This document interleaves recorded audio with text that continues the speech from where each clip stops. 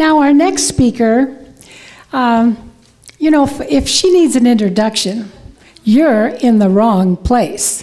Phyllis, would you please come forward?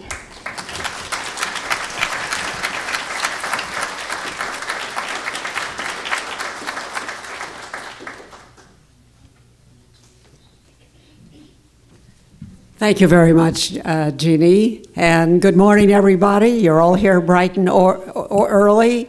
I think we ought to give a big hand to Orleen and to Jeannie for bringing together this wonderful conference.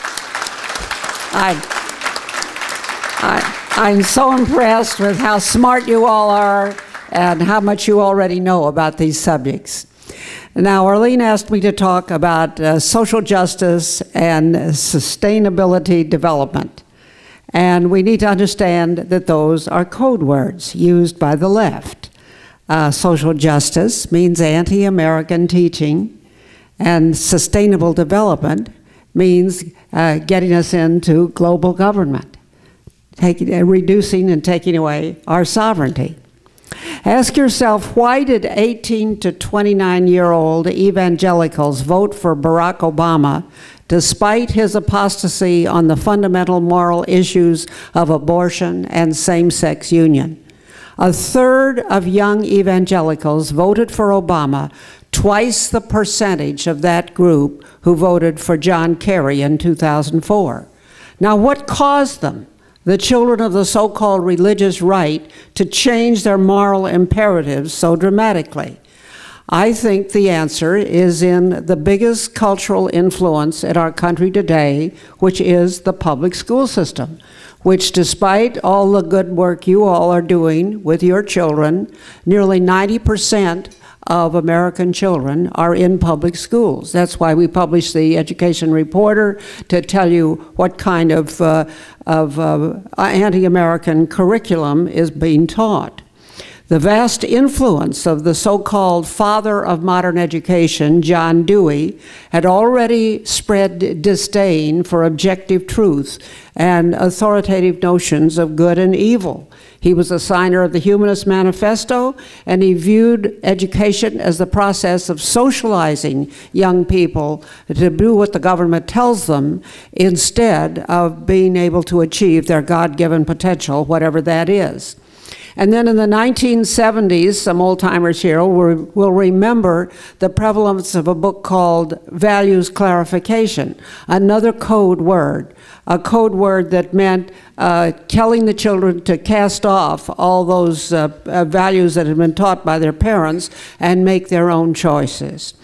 And then in 1983, I was able to discover and expose and put into the mix and let it go viral, and whatever that was those days, and an article which had won a prize by the Humanist Society, in which the author said, "The battle for mankind's future must be waged and won in the public school classroom. The classroom must and will become the area of conflict between the rotting corpse of Christianity and the new faith of humanism." And I'm glad that that quote, which really shows you what they're all about, has gone and been quoted in hundreds of places. Well, now, in the 1980s, many of the radical war activists of the Vietnam War, in order to dodge the draft, went into university teaching. And a lot of them are tenured professors today. And one of them is a revolutionary named William Ayers, Bill Ayers, who was a close friend of Obama, who announced his candidacy in Ayers' own living room in Chicago.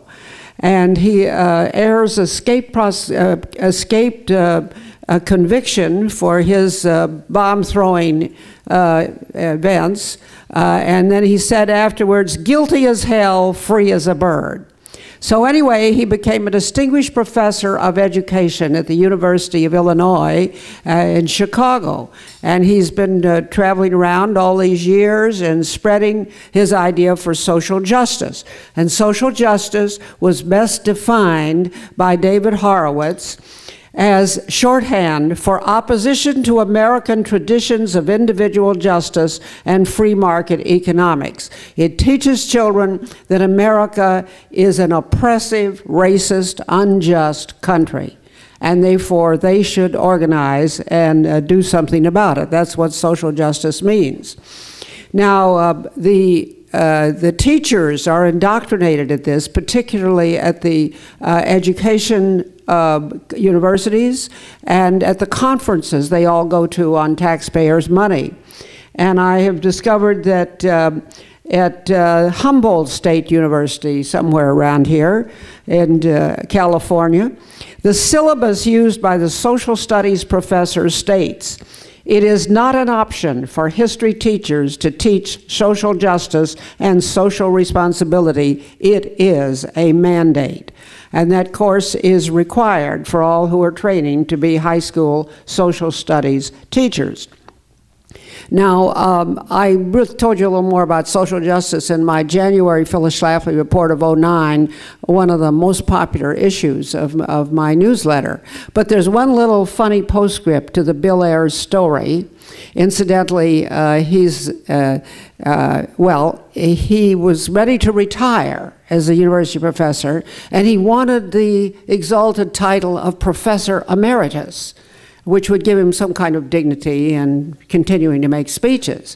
Well, it turned out that this had to come before the board of the University of Illinois, and a member of the board was a son of Bobby Kennedy. And when this came up, he made an impassioned statement exposing that one of Bill Ayers' books had been dedicated to Sirhan Sirhan. You remember him? He was the assassin who murdered Bobby Kennedy. And after that speech, Bill Ayers did not get his title of emeritus. Now, social justice is supposed to come from this guy from Brazil named Paulo Freire.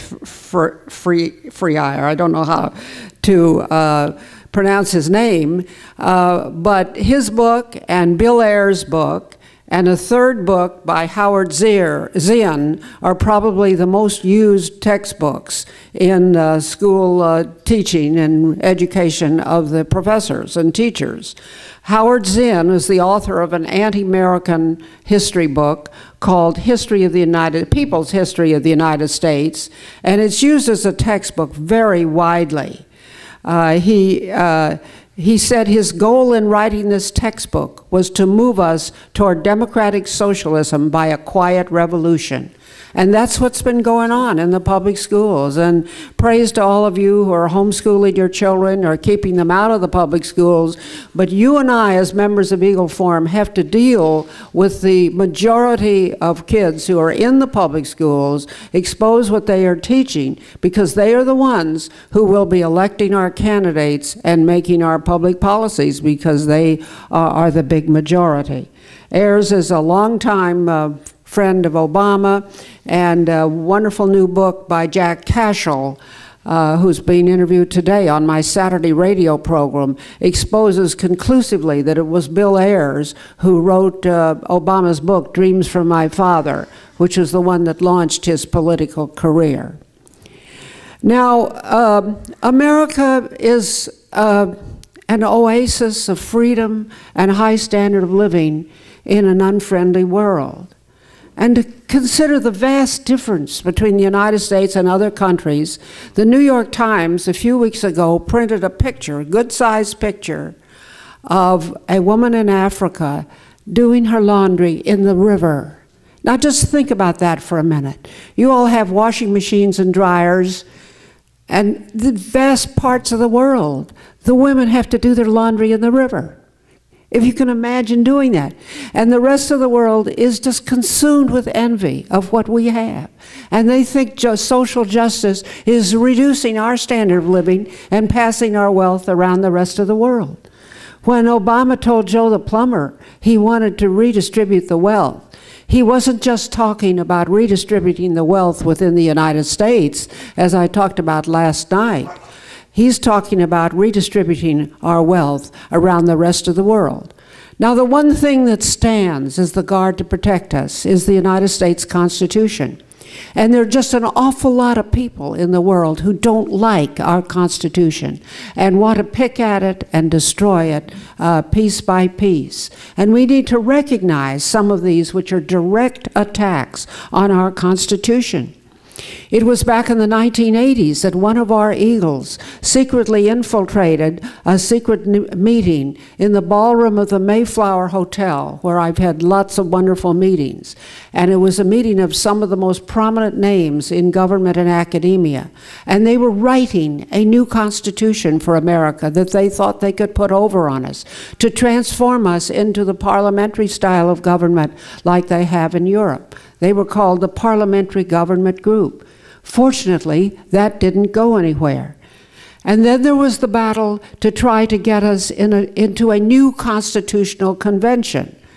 And this, at the 1970s and 80s, was the richest conservative organization in those days. They had more money, they raised more money than any other group. And they were well on the way to victory. And they said, we just need to have a constitutional convention so we can pass a balanced budget amendment. And to call this, to trigger the call, you need 34 states. And they had 32 states when Eagle Forum picked up the battle in 1982 after we had our second burial of the Equal Rights Amendment. And it was just like the old ERA story. The key states at the end of the line, battling for the last two states, were Kentucky, Michigan, New Jersey, and Montana. And I went to all those states and testified. I went 3 times to Trenton, New Jersey. You don't want to go to Trenton, New Jersey. And anyway, I have to credit the John Birch Society for being on that issue all along. Some of their members were extremely valuable, and we did beat it. And none of them have ever forgiven us for that, because they were just on the verge of getting it.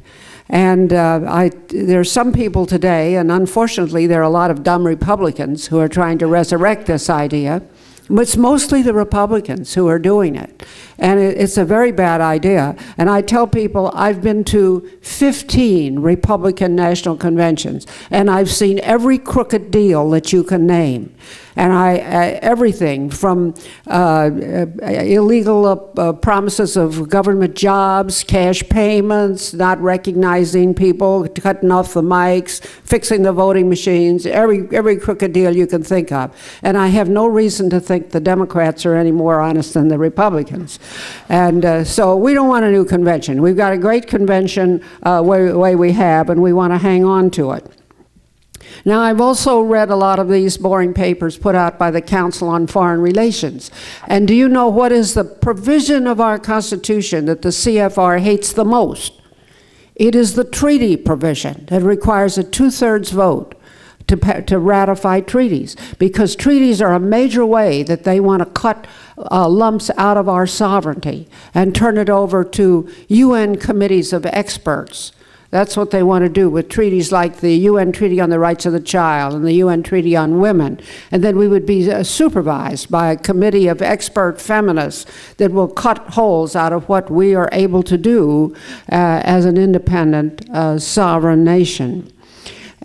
Sometimes the crooked people have tried to get treaties through Congress by a simple majority vote in both houses, but that's not what the Constitution says, and we should hang on to the treaty provision.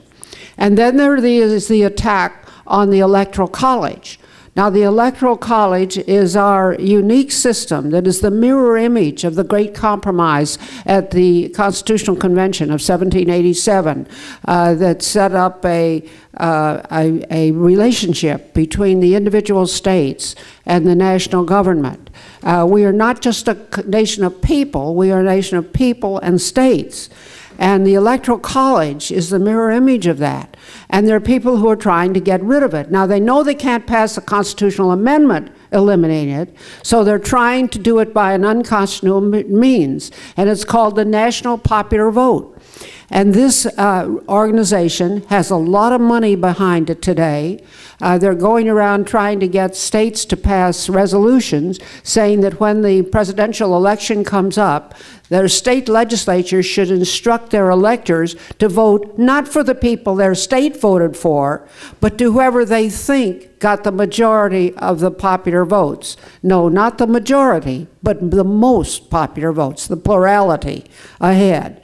And I don't know how any Republican could be for this, because if we had had it in 2000, our president would have been Al Gore and not George Bush. Now, we've got some problems with George Bush I'm going to talk about later, but I don't think we have any Republicans for Al Gore. And so why would anybody be for this? But you need to know, if you backed Fred Thompson for president last time, he is today a paid lobbyist for the national popular vote. And this should be an embarrassment to everybody who supported Fred Thompson. And so we need to stay on top of this. And again, this is something promoted by Republicans. Then there's the matter of the courts. The liberals want to have the courts decide all the major issues of our time. The definition of marriage, the relationship between the states, our immigration law and everything. They want the courts to decide everything. And I urge you to make a study of what's going on in the courts, and I do recommend my book, The Supremacist. Now, it's out of print, so I've put it free on my website, eagleforum.org. And you can download it, individual chapters, and you can have a study group, because the book is arranged by the types of cases. You can have one study group on the religion cases, and one on the feminism cases, and one on the property rights cases, and one on the immigration cases, and one on the parents' rights cases, and one on the use of federal laws and to decide American law. And it would make a great study group program that you can download one chapter at a time, along with the footnotes and the questions for discussion. And it's all there. And I do recommend it, because Elena Kagan has got to be the most left-wing judge ever put on the Supreme Court. Obama's got 2 more years. We've got to be ready for any fight if there's another vacancy within the next 2 years. And people have to know what is wrong with what the courts are doing. That's why I call them supremacists. Supremacists are people who think they're smarter and better and more powerful than anybody else. And one of the rights one of the powers that the Constitution gives to Congress is the power to control foreign commerce with other nations. And they've given away a lot of that to the World Trade Organization, which has ruled against the United States in about 95% of the cases. You need to understand the mistakes that Congress is making in this whole issue of international trade and commerce, and the bad treaties that they're going to vote on in the next few weeks, all of which are job killers and will transfer even more American jobs to other countries.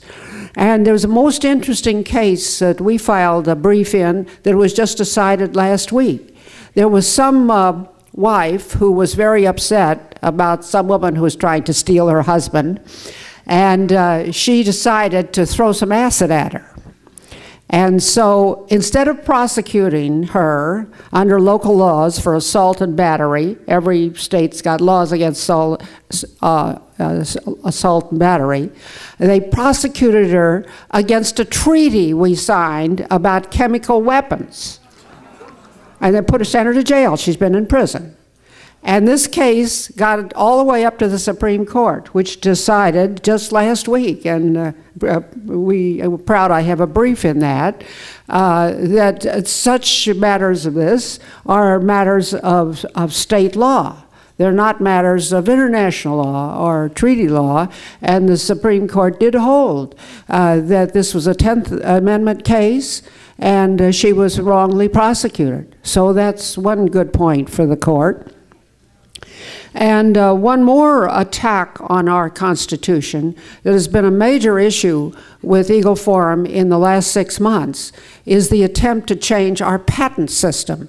And now that these trade agreements have shipped millions of jobs overseas because they think Americans should have to compete with Asians who work for 40 cents an hour, they want to change our patent system. Now, the Founding Fathers guaranteed the right of an inventor to own his own creation in the Constitution even before they put in freedom of religion and press and speech. And it's one of the most important rights we have. And the patent system is, I believe, the mainspring of our economic progress, because it is what has enabled the United States to have 95% of the great inventions of the world. And now that they've shipped all these jobs overseas, the only thing we have to maintain our standard of living is our innovation, our inventions. And the liberals, the globalists, are trying to take it away from us. This patent bill, it's called the Patent Reform Bill. Bill, you mentioned reform. I would vote against anything called reform. It's surely got some mischief in it. And this is to change our patent system from giving the patent to the first to invent, instead to give it to the first guy who rushes over to the office with a piece of paper. They call that first to file. And again, we can thank George Bush for giving us Chief Justice Roberts. He issued an extremely important decision just about a week ago in another unrelated case, in which he said our first to invent system has been the law of our land since 1789. It's in the Constitution, and Congress cannot take it away. And I urge you, this bill will come up, I do believe, in the House on Monday or Tuesday. And I do urge you to call all of your own members of the House and ask them to vote no on the patent bill. This bill is a tremendous attack on our Constitution and on our standard of living. Now, a lot of these moves are an attempt to trick us into global government. And that's what these people want. They want to dispense with the Constitution and put us under a global government. When the first George Bush went into office, the first thing he did was to go up to Quebec and sign the Quebec Declaration calling for the free trade area of the Americas. He was going to have a borderless Western Hemisphere where we had the free change over borders of people and goods. And fortunately, we got on that right away, but it really didn't go anywhere. However, he's the one who started talking about New World Order. They used to laugh about it at the White House because they were instructed to put the expression New World Order in almost every speech he made. Now, he never defined it, but he did talk about it. And then in 1992, he went down to Rio de Janeiro for what was called the Earth Summit. And that was where they really spread this code word, sustainable development. That's just simply to disguise what they're doing in trying to give us global government. And Bush 1 signed the Agenda 21 at that meeting, along with 178 other nations. And as Bill said, it's a long document. I understand it's 288 pages of specific recommendations and assumptions and legislation. And American people didn't seem to know about it. There was not much publicity whatsoever. And then when Clinton was elected, he issued Executive Order 12852 to create the President's Council on Sustainable Development. And this Agenda 21 is really a plan to get what they want by bypassing elected officials and using a tactic they call collaborative consensus building. You should always be on guard when they're trying to achieve something by consensus, which means they've already planned it ahead of time what the result's going to be. Under Agenda 21, every societal decision is supposed to be based on environmental impact. and that would include global land use, our educational system, and population reduction. Their chosen corporations will get tax breaks, grant, and the extended use of eminent domain. And when you hear words like smart growth, wildlands project, resilient cities, sustainable communities, green jobs, green building codes, you know you're talking to some of these people who are hiding under the name sustainable development, but are really trying to achieve global government and an end to American sovereignty. Now, when the United Nations General Assembly met in New York in 2000, they passed a whole lot of resolutions and goals for what they wanted. They called it the Millennium Summit. And that particular conference called for creating a standing United Nations Army, abolishing the military forces of the sovereign countries, prohibiting deployment of a nationwide missile defense, encouraging the International Criminal Court to exercise compulsory jurisdiction, whether we assign the treaty or not, to set up the global registration of all guns, and to impose UN control over the manufacture and sale of guns, and then to eliminate permanent membership in the United Nations. That's what they mean by reforming the United Nations. They don't like us to have the power of the veto, and they want to get us off of permanent membership with the veto rights. And it included adopting the feminist and the homosexual agendas. That is part of it. They want to require all nations to teach peace education at all levels, from preschool through university. And the short way to describe all this is world government.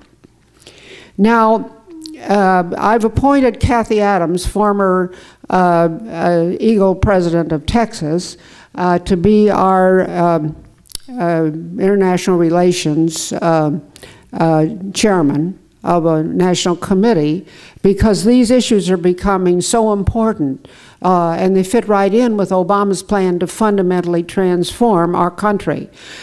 Kathy has been to all of these international conferences. You can name it: Beijing, Johannesburg, Cairo, Rio. She's been to all of them. I think that she's just doing penance for her sins to go to those conferences, but she's gone to all of them. And she believes that at this one coming up next year, which they're calling Rio Plus 20, so that's 20 years after the Earth Summit was adopted or held in Rio in 1992, that their main goal is going to be to impose direct taxes on all countries, which they would do by having a royalty on fossil energy production, oil, natural gas, and coal, fees for the commercial use of oceans, fees for all airplane tickets, and taxes of this size and magnitude and variety would give the United Nations a tremendous flow of money that they wouldn't have to go begging to Congress for an appropriation for. And that's their goal. And we know that they've been working this since we sent a representative to the Copenhagen conference. That was so many years ago I've almost forgotten, but that's where they launched the idea, and this idea has been festering for a long time, and they really want to lock it in at Rio Plus 20 next year.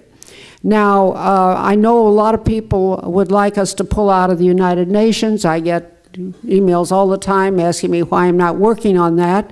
I don't think like that it's possible, but I do think that we could prepare the country for the idea that if the UN ever imposes a direct tax on us, that is the day we pull out. And let them know that in advance, and get your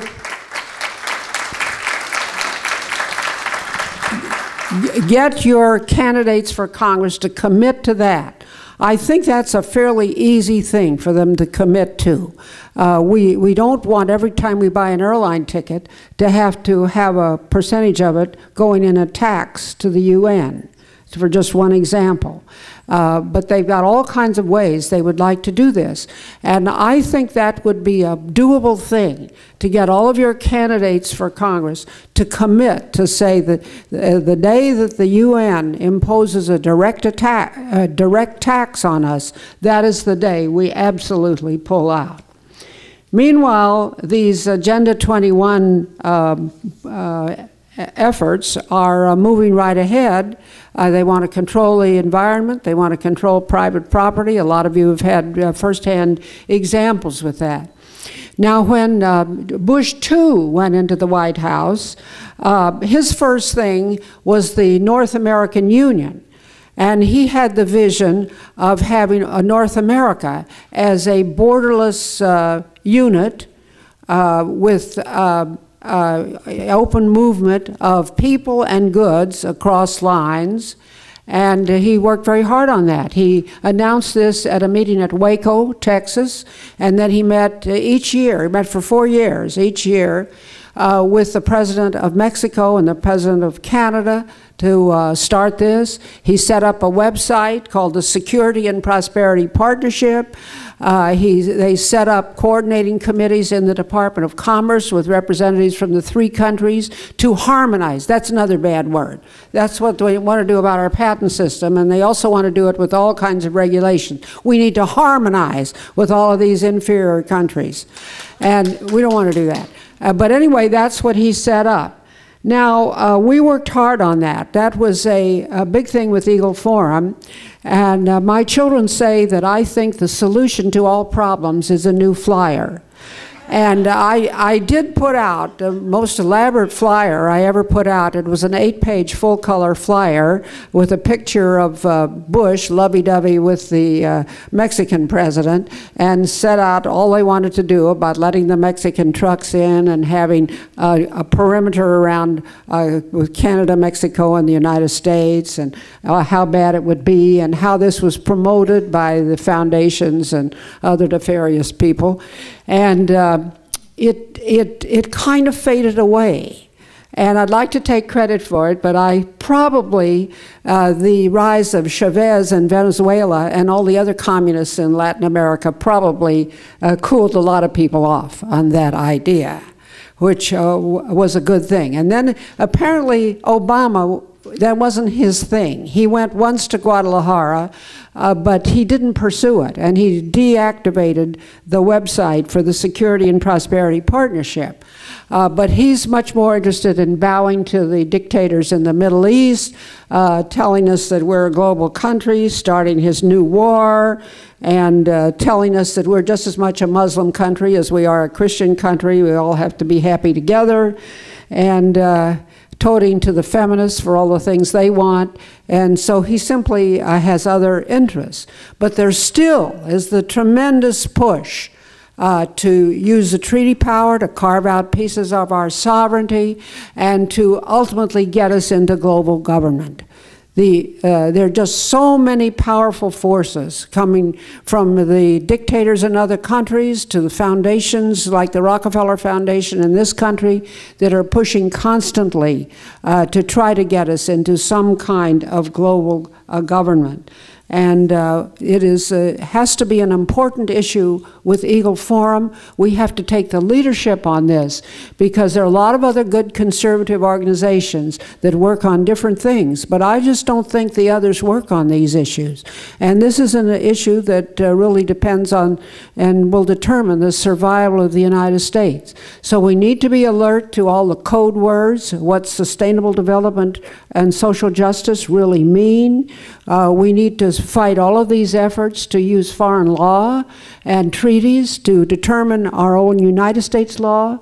We need to keep up track with what the courts are doing, and we need to be on guard against all the attempts to carve pieces out of our United States Constitution, which is the bulwark, the strength, the power that can enable us to remain the free and prosperous country that we have.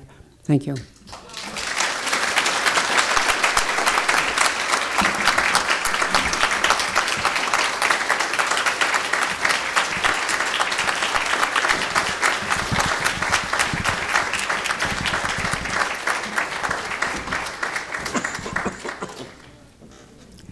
Thank you, Phyllis.